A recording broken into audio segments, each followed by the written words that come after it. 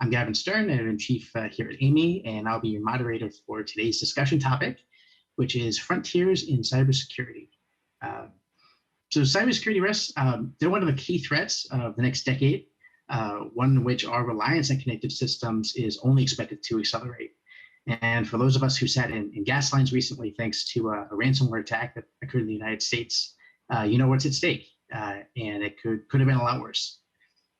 So in today's live roundtable discussion, we'll be hearing from many of health technology's top cybersecurity experts.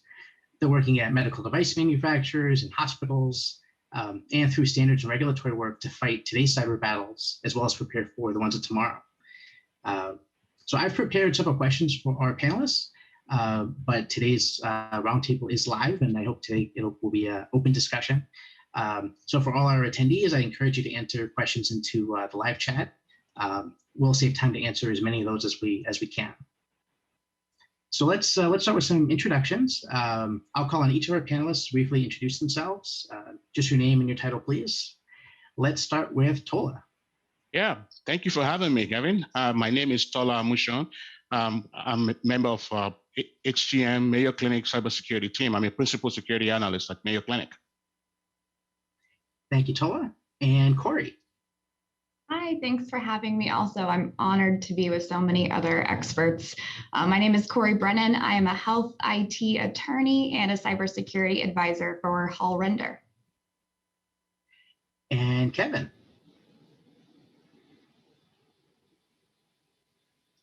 I am muted. I am Kevin Fu. I am Acting Director of Medical Device Security at FDA's Center for Devices and Radiological Health. Thank you, Kevin. And Eric. Hi, I'm Eric Henry. I'm a Senior Quality Systems and Compliance Advisor with the law firm of King & Spalding. Michelle. Hi, everybody. Happy to be here with all of these friendly faces that we haven't been able to see in conferences for so long. At least we can see them on Zoom. I am newly minted Vice President of Security Services here at MedSec, and happy to be here. Thanks, Michelle. And Ben. Yeah, hello everybody. Pleased to join this panel. My name is Ben Cox from Philips, calling from the Netherlands. And Michael. Michael McNeil. I'm the Global Chief Information Security Officer for McKesson. Thanks, Michael. And finally, Axel. Yes, Axel Worth, Chief Security Strategist at MedCrypt. And thanks everybody for joining. Looking forward. All right, thanks so much. And I think as everyone can tell, we got a lot of cybersecurity expertise on the panel today. So I think we're going to have a great discussion. So let's start with the first question.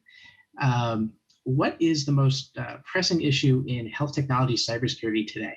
What is it that's keeping you up at night?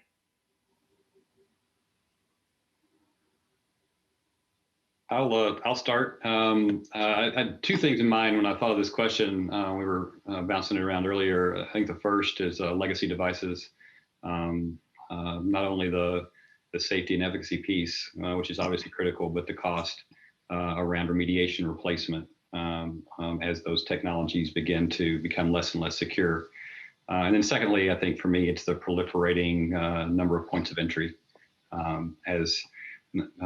not only as attack vectors begin to increase, but also just the increasing complexity of the networks that devices sit on.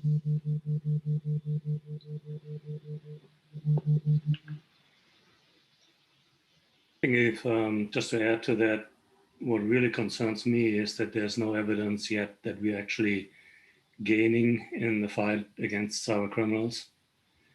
Any statistic you look at, any data point you look at says it's getting worse. And Gavin, you quoted the Colonial Pipeline attack. This morning I saw that McDonald's had a data breach.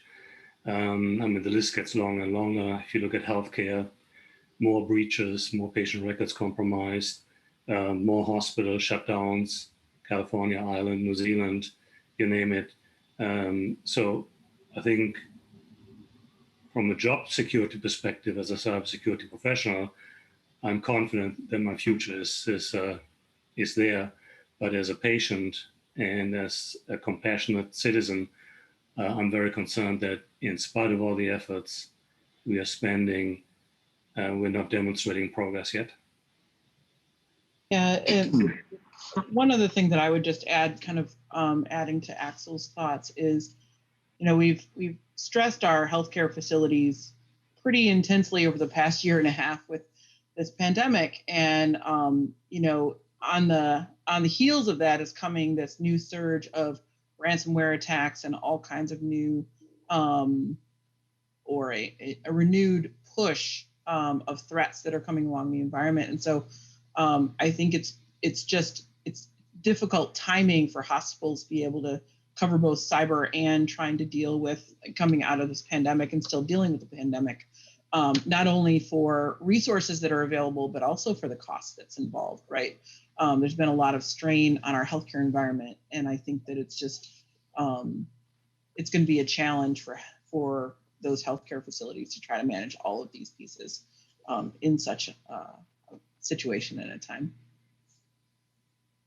Yeah, and I would add to that and say that as part of the pandemic response, a lot of organizations implemented telehealth devices and systems across their organization in a very hurried manner, right? And which understandably so as part of the pandemic response. But I think a lot of security and compliance capabilities were overlooked in the rush to implement and deploy those systems.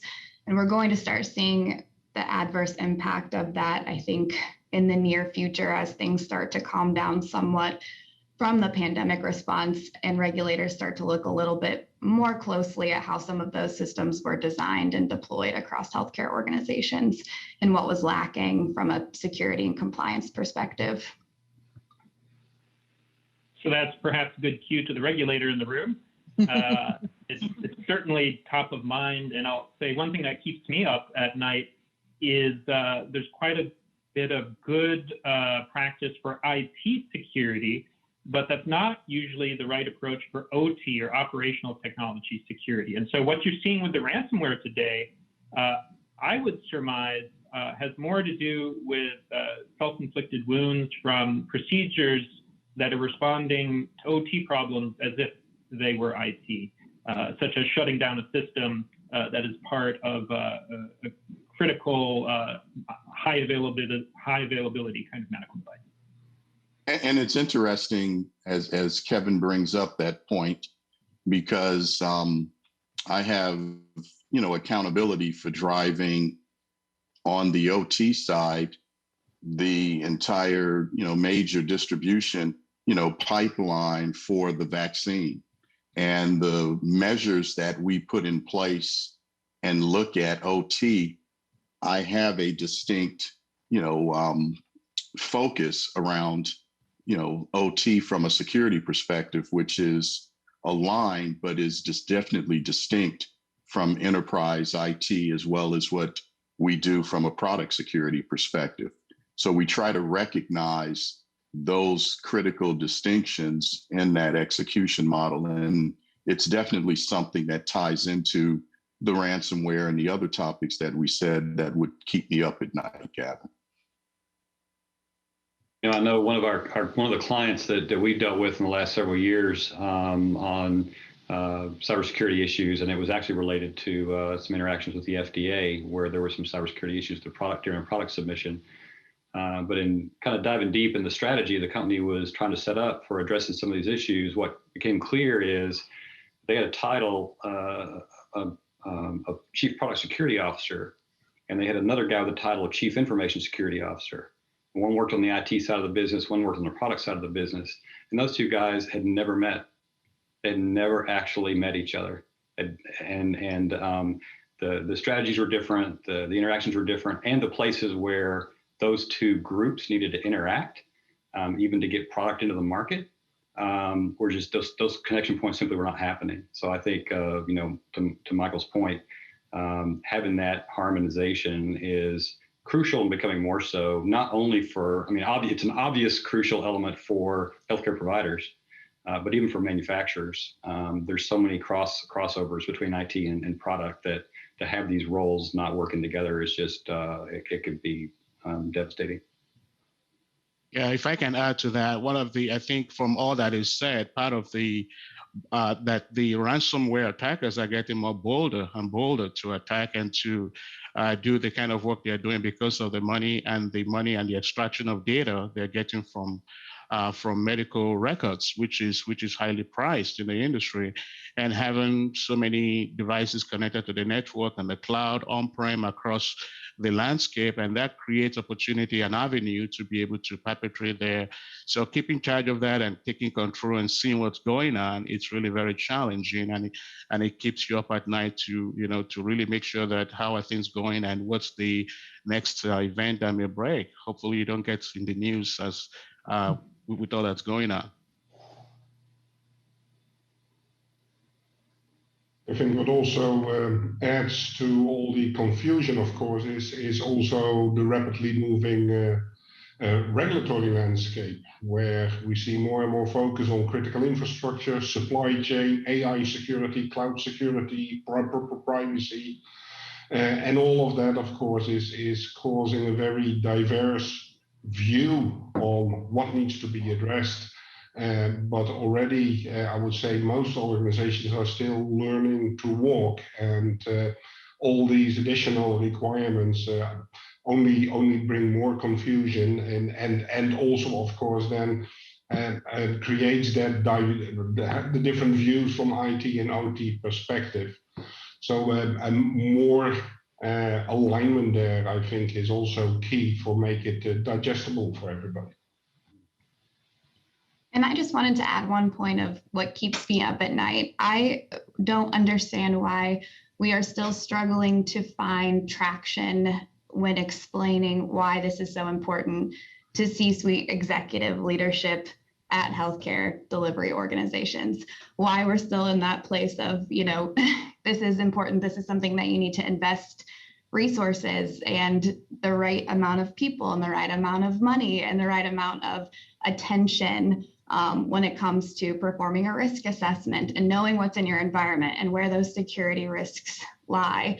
Why are we still having this conversation trying to explain to you why this is so important and why this needs to be prioritized? I think that's probably the number one thing that keeps me up at night. And when people ask me, like, what's the craziest thing you run across in your job?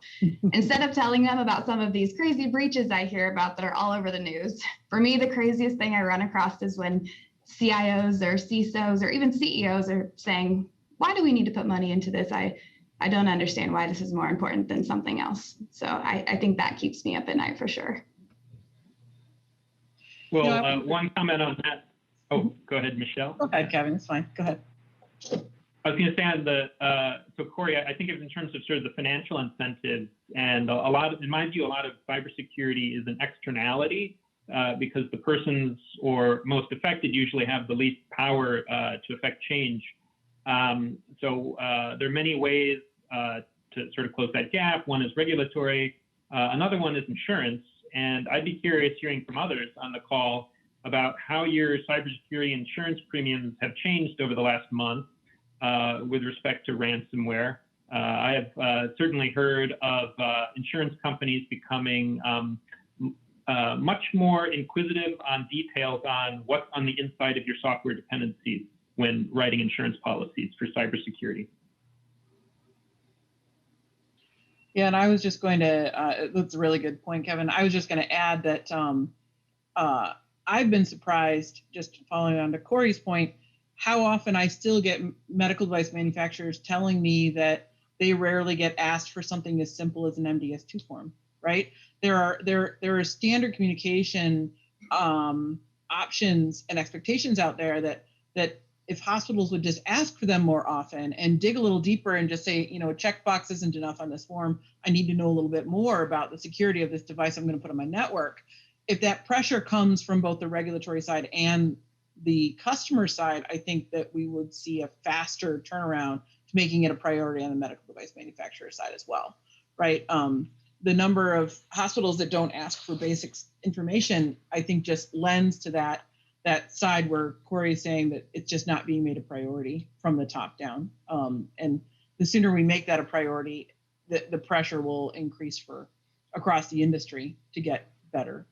We've come a long way, don't get me wrong, but getting more hospitals to ask for information, I think, will help produce better information and better communication. So I think Corey's point about the executive decision making is an interesting one. And I mean, this group of people, we tend to think about the problem in a very technical, pragmatic, regulatory standard sense. And we always expect that decisions are made between investing in security and not investing in security. But I recently read an article that quoted executives to say that they are actually more concerned about being regulated than the risk of being breached. So they were actually spending money on lobbying to prevent them as an industry to get regulated, as compared to spending money on their products becoming more secure. So this actually ties in really well with a question that just came in from Paul Kelly. Paul asks, would the $11 million ransom that was recently paid after a breach been better used to prevent it? Could it have?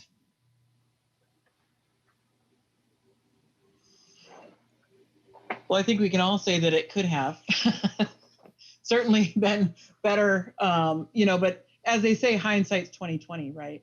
And one of the things that I think that is interesting, because I've actually been doing a little bit of digging on this topic, which is, how often are, say, medical devices the source of some of these breaches? And, unfortunately here in the US, there's just not a lot of information, even that breaches are occurring, because the transparency is not there for, there's been a real push for transparency for medical device manufacturers by the regulators. Talk to us about what kind of vulnerabilities you have in your system, release that information in a vulnerability advisory, talk about what's going on with your devices.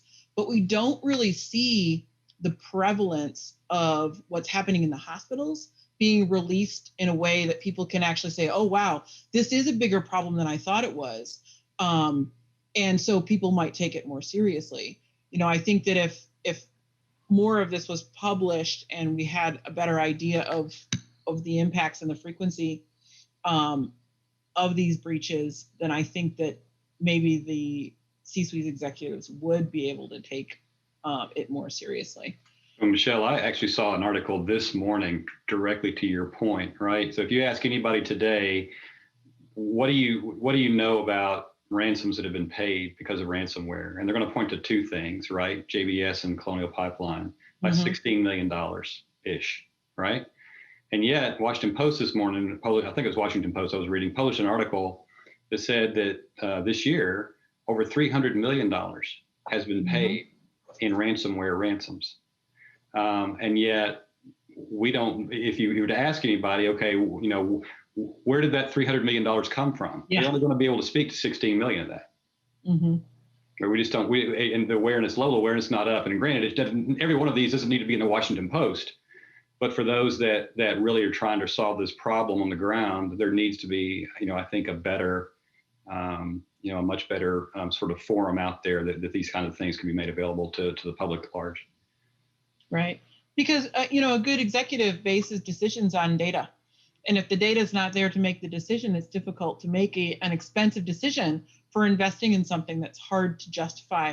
They talk to people like Corey, Corey said, this is a real thing, but without that data to back it up and looking at, the hospital down the street that was hit, they might not even know, because that's protected information and it's not available to help make those decisions. Absolutely. And to speak to what Eric and Michelle are saying, our metrics are not usually tied to the business of how we have been able to prevent. And oftentimes when we provide metrics to leadership on what cybersecurity is, that will help to in evaluating and see the value for that. And because the metrics are very technical, very nuanced to those who are in the technical field, so it becomes harder for those in the leadership and management to see what value does it bring. But if we begin to bridge that gap between understanding of what the effort the cybersecurity has been able to produce and how that has reduced, or even correlate between what an incident that may be exploited a different organization and how that was handled in a comparative sense to maybe one's organization, you might be able to gain traction to say, this work we've done here has able to prevent us from being exploited or attacked by it, but it's really, really difficult. And it's a maturing field. And we need to give credit to the fact that FDA has done some good thing with the guidance provided.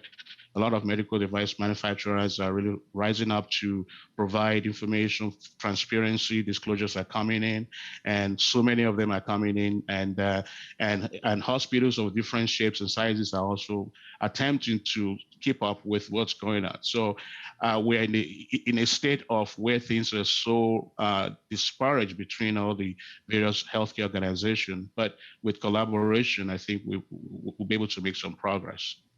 You know, Michael McNeil, and I want to give him some kudos and Ben Cox as well from the time that Philips, you know, they built that kind of those communication mechanisms into the development process of their devices.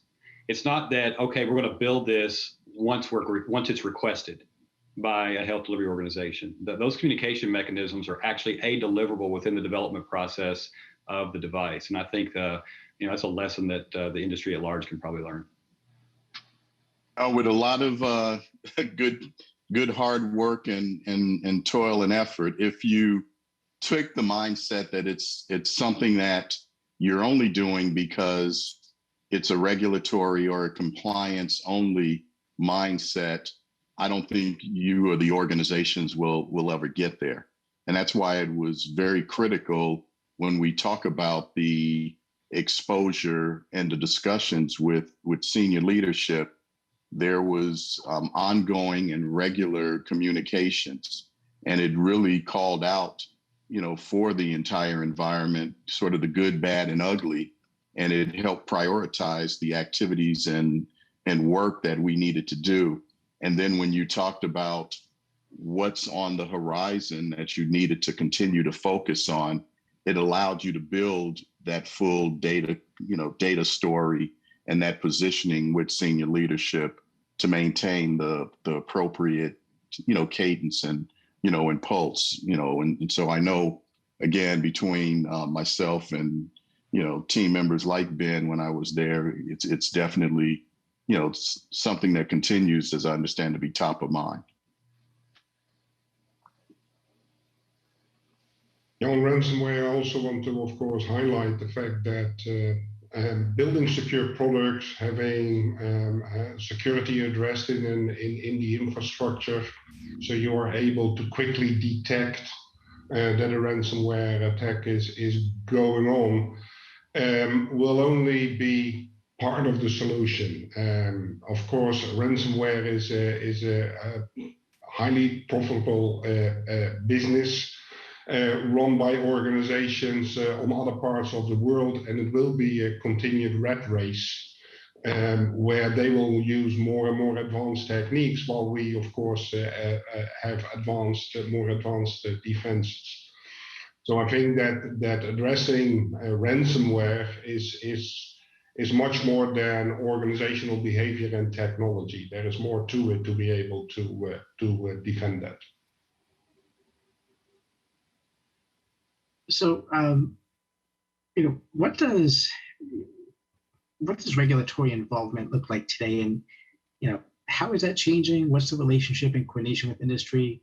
You know, Ben, you were talking about this rat race. Is this a case where, you know, regulations or regulatory agencies might be able to help pull things together?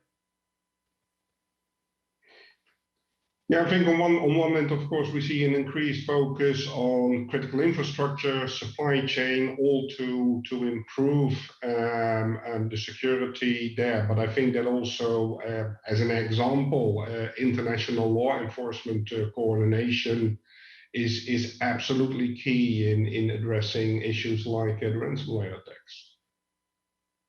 And I would add also, you know, when I came into the medical device industry, I focused primarily on software and interoperable devices. So I've been covering, you know, a wide variety of technical aspects of regulatory and compliance for over a decade now. And one thing that I've noticed that in the cybersecurity side from the regulatory agencies is if you look globally at all the different regulatory guidance, US included, but also like the MDCG guidance on the European side, Australia, Canada, you get a lot more technical advice from what the regulators are seeing, right? I think that there's this real push to try to educate the manufacturers as well as provide guidance from the regulatory perspective. You see a lot of really good advice on like the kind of things you want to think about in your labeling, the kind of things you want to think about in your design.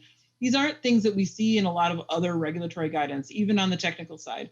And I think that sometimes people overlook the good, helpful information and guidance and just look to what do I have to do, right? So I think if more people really read all the annexes and the additional supplementary information and really took some of that advice to heart, these regulatory agencies see all kinds of devices. They also see all kinds of risks that are realized in hospitals and care facilities. And so I think people using regulatory guidance, not just as a compliance guide, but also as an aid to better understanding how to implement security, I think that they would benefit from that, that approach that the regulators seem to be taking with cybersecurity as compared to things like software or interoperability. I think you fleshed that out too with the existing regulations and standards that exist, right? So there's a couple of standards out there where you could say these are cybersecurity standards, but frankly, Michelle, to your point, the vast majority of this is guidance. You know, IMDRF, MDCG, Canada, Australia, you know, the US has a couple. This guidance out there really fleshes out things that have already been in existence and requirements for a long time. So if you look at the IEC 62304 standard, which is a standard for software development for medical devices, in section 5.2 of that standard, which talks about how you build software system requirements, there is a requirement for security requirements. There's a mandate for that. And there's some examples in there that's been around for a long time. So these aren't new. The guidances are nice because then they say, okay, what does a cybersecurity requirement look like? And now I can go and look at some of the more technical guidances and get that. And I guess as part of that, you know, to your point, Gavin, to the question you asked about regulatory involvement, the regulatory is involved on the pre-market side, I think, in large part of helping build that design history file and those technical files for submissions, and also on the post-market side for looping back to risk management. But this is where they really can help take these guidances and take these requirements from the standard and use the thing, you know, create the, you know, think about risk management. Now, risk management is now not just FMEAs and hazard analysis. Now it's an SBOM. Now it's a vulnerability assessment or a threat model, right? And then when you do post-market work, you're looping back to those things that then connect to safety risk management as well. So I think the regulatory folks can be the connection, I think, between the engineering practices that are currently in existence and all of those guidances and requirements, some of which are new and some of which really not so much. Yeah, and on that note, actually, we at FDA just released this week a document I imagine many of you have seen. It's a document, our response to NIST on software supply chain security. It's only about 5 pages, which is relatively short by FDA sort of practices. And it summarizes all the key guidance and standards as it relates to cybersecurity of medical devices. And I think could be sort of very helpful on some of these questions, especially if executives are asking, well, what's required? What can an HDO ask of a manufacturer? What is a manufacturer expected to do at pre-market and post-market when a vulnerability or incident arises? There's a lot of that already published, but now there's a one-stop shopping document that you can think of it as a bit of a cliff notes for the unanointed. I'll tell you, Gavin, before you move on to the next question, I want to comment, you know, from when Kevin mentioned the documents FDA had put out, one of the things that I appreciated probably the most out of the FDA pre-market guidance for cybersecurity is they made it clear at least 3 times, if I recall in that guidance, that cybersecurity is a part of design controls. Design controls have been around for a really long time. And cybersecurity isn't a separate thing on a separate planet that you have to have a separate everything to be able to address in the medical device. And now you got to figure out how it fits into the grand scheme of things. most of the cybersecurity work that's being done, it's part of design controls. And we need to make sure that from a regulatory point of view, we don't divorce it from that existing regulatory structure. It's not, it's just a part, it's another facet of things that have been around for a very long time. I just wanted to add kind of a simple response to this question. I look at the regulatory piece from a different perspective because typically when I have my legal hat on, I'm helping clients respond to breaches, helping health systems in particular respond to an investigation or a post-breach incident. And a lot of times when we are helping those health systems prepare for what's coming next after a breach or after an incident has been reported, the first question we'll ask is, do you have a thorough risk assessment that incorporates all of the devices with EPHI in your entire environment? And where this touches medical devices is that's the first thing that's always not included in that risk assessment. So again, that's, I know, a really super simple response to that question. I think just a different perspective for some of the other folks that are in attendance, just from an HDO perspective, when something happens on the kind of traditional IT side of the house with the health system that then triggers an investigation or a breach notification or response, any of the devices in the entire environment with EPHI that are regulated from, I live in HIPAA land, HIPAA privacy, HIPAA security rule. If you don't have those medical devices that create, maintain, store, receive, transmit EPHI included in that risk assessment, that will be a penalty. That will be something that is specifically identified and included in any kind of corrective action plan that you'll receive. So let's head into the world of healthcare delivery organizations a little bit. Glad you brought that up, Corey. I'm actually going to combine a couple of questions that came in from Steve Grimes on the live chat. Steve was asking, what accounts for the greatest vulnerabilities in hospitals? And as sort of a second part of that, how can the average HTM pro be better prepared to address these cybersecurity challenges? Yeah, that's a very good question, and that's really the challenge that we're facing with here, because we are in a situation where there are legacy systems that are still very operational and still being used, that are really delivering care to patient. And then we have, and those machines comes with a default password, default maybe expired operating systems that they're very difficult to support. And so those are the type of challenges that we're dealing with here, and also having to deal with they are the type of machine you don't have agent tools to evaluate what's going on in them. Those are type of challenges that HCM and HDOs are dealing with. But the mindset that we bring to this is that stop the bleeding. What we have, you already have, but when new things are coming in, what level of due diligence are you applying to ensure that those new purchases, new acquisitions, number one, have secure practices in them, hardening of those devices to help you improve the security of those devices. So there are two ways to it. We have the legacy systems that are already there, maybe hundreds of them, and then we have new ones that are coming in, and having a good practices of applying controls, security controls, when those devices are being set up or operationalized, and maintaining. I mute myself. So it's one of those challenges. So there are so many to this, but I think stop bleeding is one of the ways to initially look at this, and then dealing with the legacy systems from there on.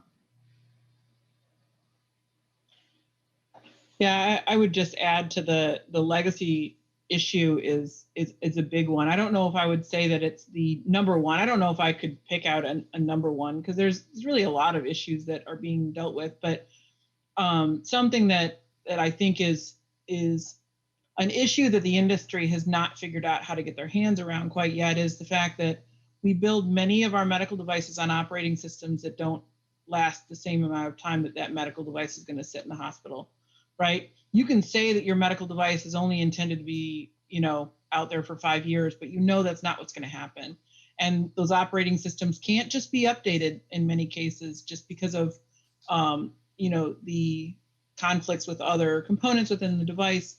So the fact that, for example, Windows operating systems, putting even the most up-to-date operating system in a medical device, it's not going to last the full life of that medical device. So even devices that we have today that are being put out with better security, better controls, better functionality, all of that, if the components upon which you build that medical device are not sustainable in the amount of time that device is going to last, you're going to find yourself in the same situation down the way, even though you do your best with what's available. There's just not other options out there right now, at least, from my perspective. My colleagues here could certainly have different opinions on that, but I think that's a big issue that has not yet been tackled yet.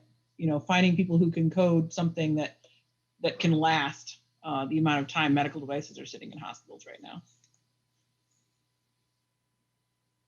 Well, that's why, in my view, when I think of security of medical devices, I think of sort of two states: a point in time where it's deemed to have reasonable security properties, but it also has to be securable for its intended lifetime. It doesn't make sense to me to ever call the device secure or not secure, because it's always going to change over time depending upon how you maintain it. Yeah.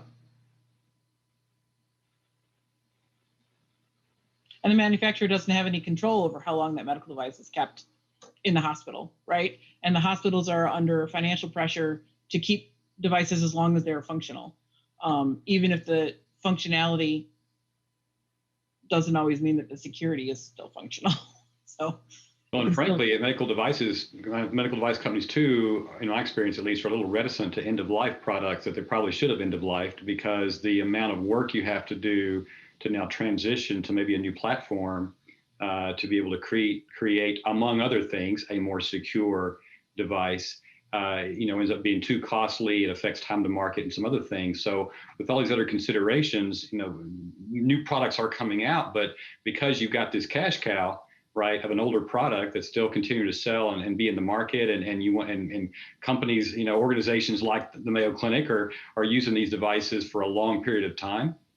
You want to continue to provide maintenance to them, and yet, in that, with that as a context, I've seen the FDA actually turn down, reject 510K submissions, catch-up 510K submissions for these devices that should have been end of life, because, Michelle, to your point, there's an operating system out there that no longer supported. They wanted to keep it going. Oh yeah, we need to do a catch-up 510K, and now it's just been too long. And so I think part of the onus on this is, help the manufacturers can help the health delivery organizations to maintain these products, but they also need to have a clear strategy for end of life and how they help the health delivery organizations deal with end of life and communicate the urgency of moving to a newer product, or even helping them out if necessary to do that. So to touch back on the previous question on standards and regulations, as everybody said, we've made great progress, and actually a lot of it goes quite some time back, but the first FDA guidance came out in 2014.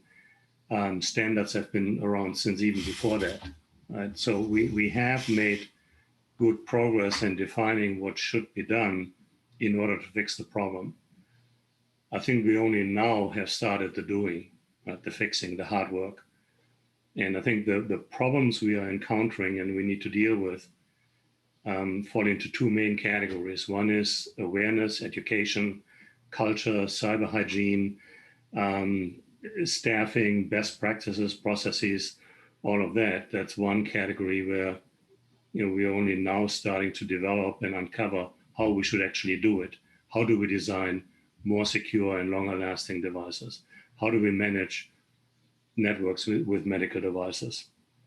The second category, and that is actually the more concerning one, is that of complexity. Tola, when Mayo presented yesterday, you had some numbers up there about 130,000 different devices on your network. if I remember that correctly. Any given medical device manufacturer that has a reasonably complex device has, hundreds, if not thousands of software components in there that all have their own vulnerabilities that need to not only be uncovered, but also managed, mitigated, communicated, and eventually resolved in the deployed devices. So that complexity challenge is one where I think we as an industry have a lot of work to be done, because really designing a more secure device one by one is not that difficult, but getting 10,000s of devices to be more secure is difficult. Doing a risk assessment on one device is not difficult. Doing it on a couple of thousand devices on your network is a challenge, right? So addressing that complexity problem and making sure that what we do is more than a paper exercise, I think that is what needs to happen going forward. Yeah, absolutely, Axel. I think you said it well, and including everyone. That's the challenge, the complexity, the awareness, training, and also having the need to have the right tools to support this medical device is also part of those challenge. Some of those devices, you can't scan them because they are legacy, and you wouldn't be able to detect what vulnerability is on them to be able to address them. And laying on top of that is the fleet that you've talked about, which is their fleet device. There are so many of them, hundreds of them, and working with the vendor because potentially they are end of cycle or end of life already, and they are still operational. So you are in this gray area where you have to provide security, and the vendor might say the device has reached its end of life, but yet the practice still rely on them to use them because they provide essential service and they meet the operational expectation that is provided for those devices. So that complexity is what the cyber team has to be dealing with, and then having a good framework. I think one of the things we haven't talked about is what type of framework that an organization adopt for cybersecurity, because there's so many things going on.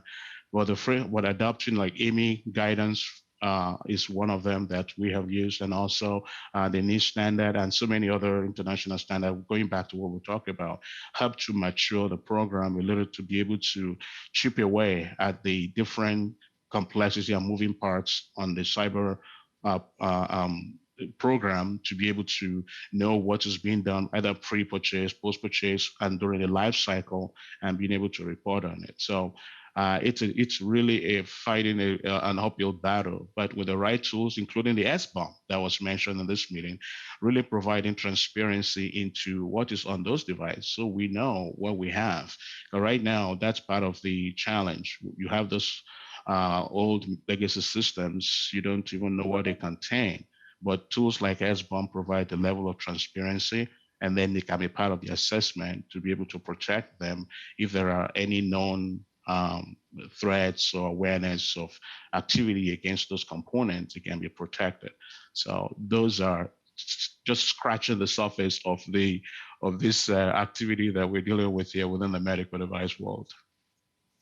So from my perspective, it's very interesting that some of us have been at this for a few decades plus, and it seems like the topics and the discussions haven't really, changed. I think that we're crystallizing on some of the focal points, but I think at the root of everything is that there's multiple constituents or stakeholders, as we said, in the ecosystem, and they all have a very key and critical role in order to continue to move the needle, on this topic, and from a security and a device perspective, from Kevin's area and, sort of as I look at it, him joining and making up the A team.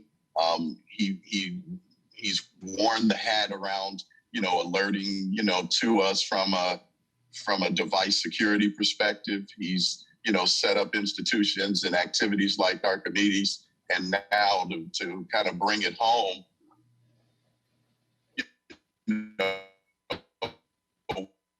with the FDA, regulators, patients, associations like AAMI, appropriately as other activities in order to continue, to accent the point. So again, I don't think this topic is going to go away. It's only being accelerated with ransomware and some of the other critical elements that we're seeing. But it's clearly, something that I think, maintains itself, and we just have to, start getting more wins on the board a lot sooner. A quote from Suzanne Schwartz comes to mind. It went something like, "It is time that we stop to admire the problem." Yeah, and the conversation around this increase in push for SBOM, and I've been co-chairing the framing group within the NTIA SBOM effort since I don't know, maybe 2018 now. I'm working on this for a long time. It's great to see the EO and the push for more information getting into the hands of the users of these systems. But I guess I would just also stress the importance of trying to figure out how we make sense of all this data, right? So Axel and Tola are talking about, this massive number of devices. Until we get better tools to be able to take this data and make sense of it, all the SBOMs in the world are not going to help you. And that's one of the things the NTIA Software Transparency Group is doing, also is helping work with tool manufacturers to develop better tools to do this. But we shouldn't just look at technology and how to create better medical devices. We should also look at technology to help us manage this massive amount of data we're trying to make sense of. Because, you try to, I think, Axel, you might have been the one who mentioned, thousands of components in a single device. And then you look at an average hospital that has thousands of devices. And then you have those SBOMs are going to update when you put on an update, or when you patch that device. So you're going to get a new SBOM. So just the SBOMs alone, let alone the MDS2 forms that are filled out by the manufacturer, before the product comes in the door, all this information that you try to make sense of. It's great to have it, but you also have to make it usable.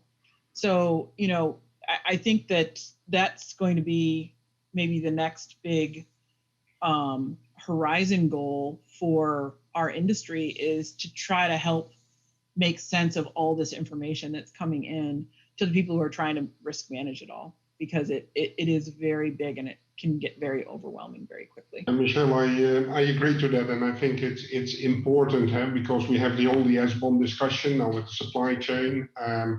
I think it's very important that we include the VEX discussion in that, where we really not only have the SBOM, but also what is really the impact of vulnerabilities. Otherwise, we probably drive everybody crazy with too much information, of which a lot is less valuable because you do not know the real impact. On the other hand, you also mentioned the MDS2, and that's where I really think healthcare shines, and I use that a lot of times as an example when we talk about supply chain and critical infrastructure, because in healthcare, and we do have this mechanism established already for many years, where we exchange security capability information of products between the manufacturer and the user. So in that respect, I think that despite a lot of challenges we have in healthcare, we have done some great things compared to other industries that still have to learn this. Mm-hmm. I guess we have Kevin Fu to thank for that, for giving us the shock to the system back in 2007, 2008, scaring everybody to death. It was a big team effort. Yeah. Just in case people listening and don't know what the shock was, can you just say what that was briefly, Kevin? The facts. So that's so of course now there's a lot of discussion about the SBOM, but the SBOM is only a list of components that is used on the product. And you don't know, if you want to do risk assessment, you don't know if the vulnerabilities exposed by that component is really causing a risk, because there might be mitigating controls on the product that void the risk. So the VEX is something that we are currently discussing, which is that you not only have the SBOM, but the manufacturer will also provide a document that will explain if that vulnerability in that component is actually a risk for the product and for the user of the product. And those two combined will resolve a lot of, I would say, false positives that we would otherwise have because vulnerability is within a certain component. Mm-hmm.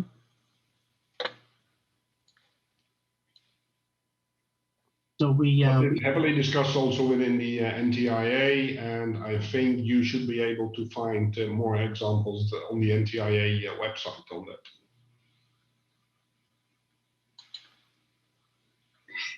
So I think we're coming close to time, and I mean there's so much here. I think we could go on, you know, for the rest of the day if we really wanted to.